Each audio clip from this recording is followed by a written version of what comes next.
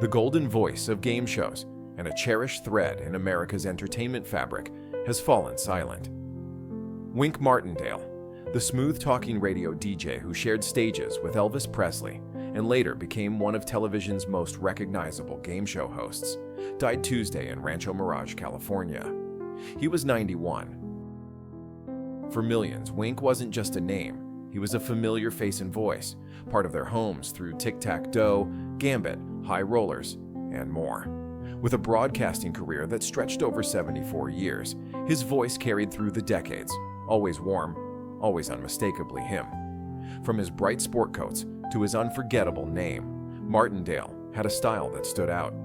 When I was a kid in Jackson, Tennessee, one of my playmates, Jimmy McCord, couldn't say Winston, which is my given name.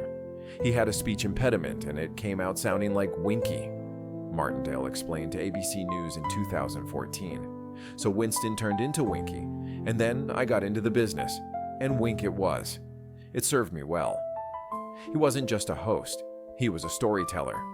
In 1959, his spoken word single deck of cards sold over 1 million copies.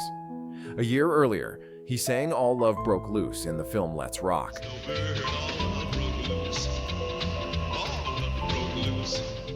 He shared a record label, Dot Records, with Pat Boone, and rubbed shoulders with the biggest names in early rock and roll. Wink's life was closely linked with Elvis. His wife Sandy, whom he married in 1975, dated Presley on and off until just before the king married Priscilla. "Elvis is responsible for me marrying Wink," she said in a 2015 interview. When Martindale said he was from Tennessee, I said, "He must be a nice guy." Because I loved the state, I loved all the guys. I loved everything in the state of Tennessee, because Elvis was such a wonderful part of my life. Born December 4th, 1933, in Jackson, Tennessee, Wink got his first radio gig at 17. A former Sunday school teacher helped him land it, $25 a week at a 250-watt station. He was still in high school.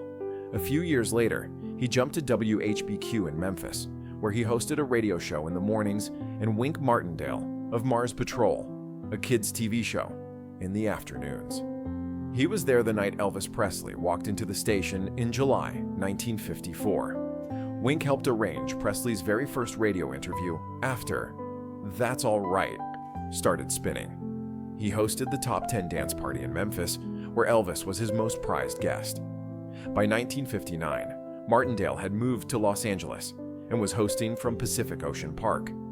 In 1971, he began a 12-year run at KMPC Radio. Game shows came into his life after he heard how Alan Ludden taped episodes of Password in 2 days and spent the rest of the week golfing.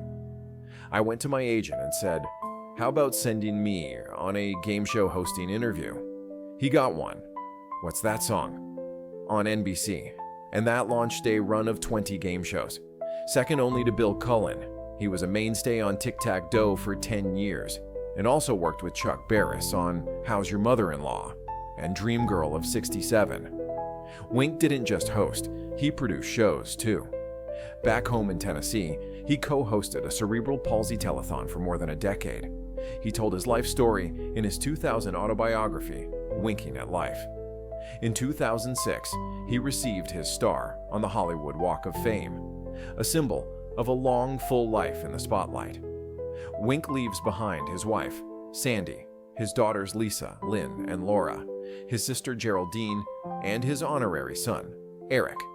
He lived with joy, brought comfort through a microphone, and never forgot where he came from.